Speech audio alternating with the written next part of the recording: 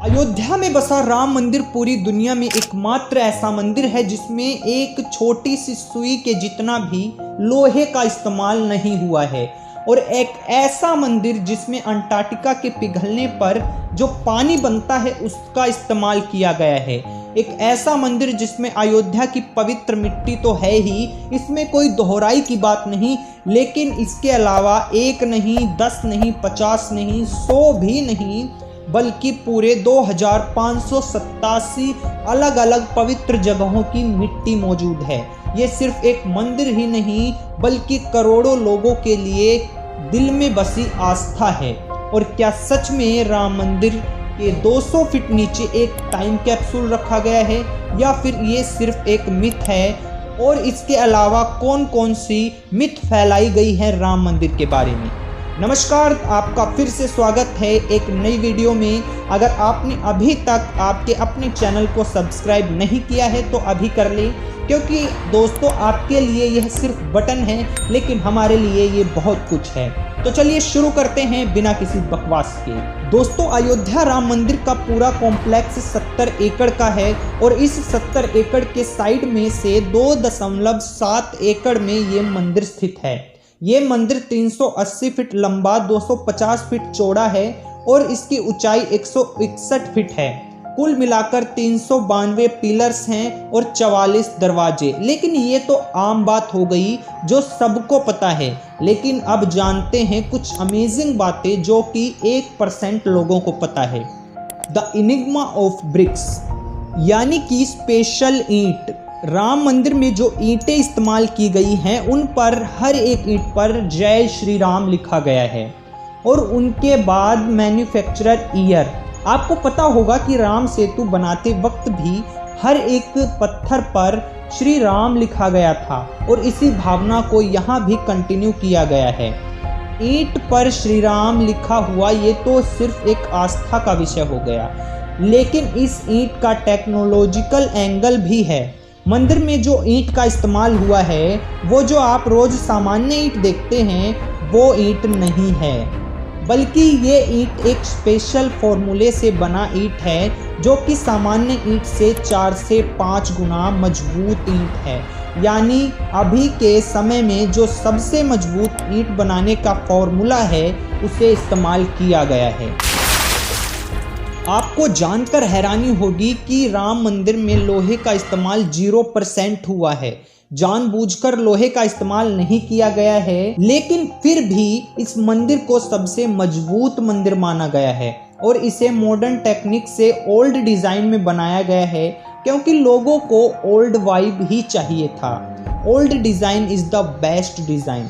इस मंदिर में पिंक सैंडस्टोन नामक पत्थर का इस्तेमाल किया गया है, जो कि राजस्थान से मंगवाया गया है। इस पिंक सैंडस्टोन नामक पत्थर में ऐसी खूबी है कि यह हर प्रकार के मौसम को झेल सकता है।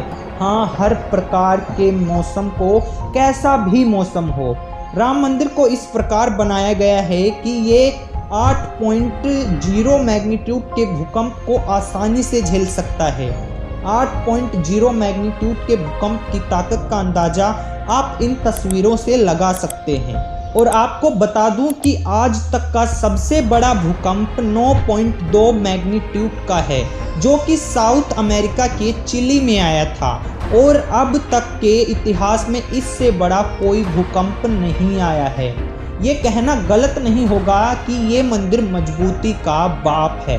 और आपको जानकर हैरानी होगी कि इस मंदिर की उम्र 1000 साल है, यानी कि 2024 में 1000 जोड़ दें, यानी कि 3024 में कहीं इस मंदिर को मरम्मत की ज़रूरत होगी। यानी अगर हम आपकी हर पीढ़ी की उम्र 100 साल मान लें तो आपकी 10 पीढ़ी बीत जाएंगी, तब तक यह मंदिर ऐसे ही खड़ा रहेगा। The base, the divine power of 2587 places, यानी 2587 अलग अलग जगहों की दिव्यता।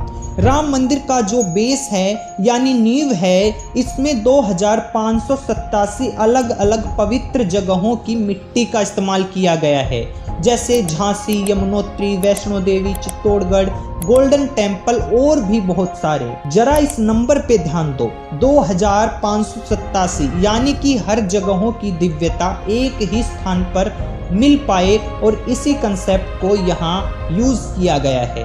राम मंदिर और अंटार्कटिका का संबंध। राम मंदिर में जब पहली बार जल अभिषेक हुआ था अप्रैल 2023 में, तब पूरे देश की दिव्यता एक जगह पर लाने के लिए 155 अलग अलग देशों की नदियों से जल लाया गया था, जैसे कि America, France, Germany, Britain, Nepal, Bhutan, Bangladesh, Ukraine, Asia, Canada, China आदि जैसे देशों से नदियों का जल लाया गया था। और यहाँ तक कि अंटार्कटिका के बर्फ का पानी भी लाया गया था। और आपको जानकर हैरानी होगी कि आज तक के इतिहास में किसी भी मंदिर में इतनी सारी अलग अलग पवित्र नदियों के जल से अभिषेक नहीं किया गया था। अब बात कर लेते हैं उस मुद्दे पर जिसके लिए आप वीडियो में यहाँ तक आ गए, यानी कि मिथ्स अबाउट राम मंदिर, यानी कि राम मंदिर के बारे में फैलाई गई अफवाहें जो कि आपको पता होनी चाहिए।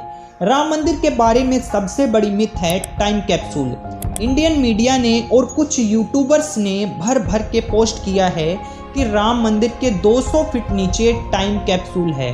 तो किसी ने पोस्ट में लिखा है कि 2000 फीट नीचे टाइम कैप्सूल है, लेकिन आपको बता दूं ये खबर पूरी तरीके से झूठ है।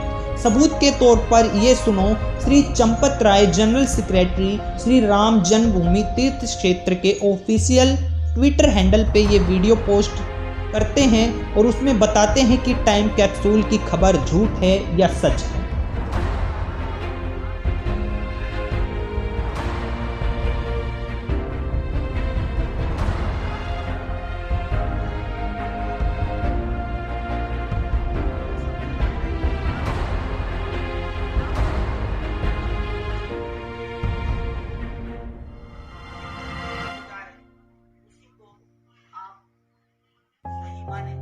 मिथ नंबर 2, भगवान राम की उम्र। आपने कहीं ना कहीं यह जरूर सुना होगा कि भगवान राम ने 11,000 साल अपने राज्य पर राज किया था। कहा गया है कि त्रेता युग में इंसान 11,000 साल से भी अधिक जीता था, लेकिन मॉडर्न टेक्नोलॉजी के ज़माने में यह बात कुछ लोगों को या अधिक लोगों को हजम नहीं होती है।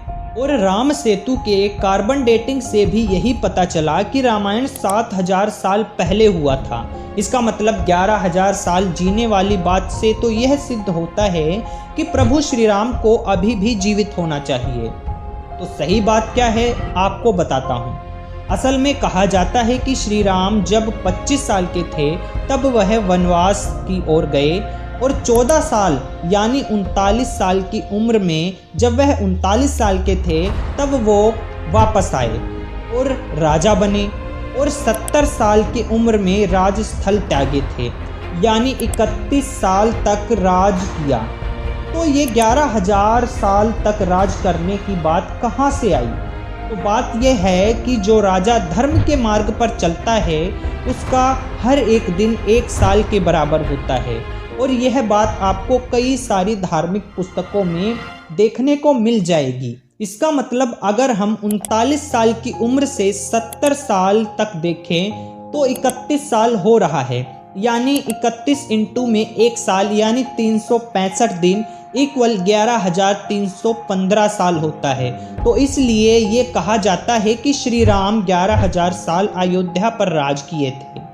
तो ये थी राम मंदिर के बारे में कुछ अमेजिंग बातें। अगर वीडियो अच्छी लगी हो तो वीडियो को लाइक करना, चैनल को सब्सक्राइब करना और कमेंट में जय श्री राम लिखना ना भूलें। Thank you for watching this video.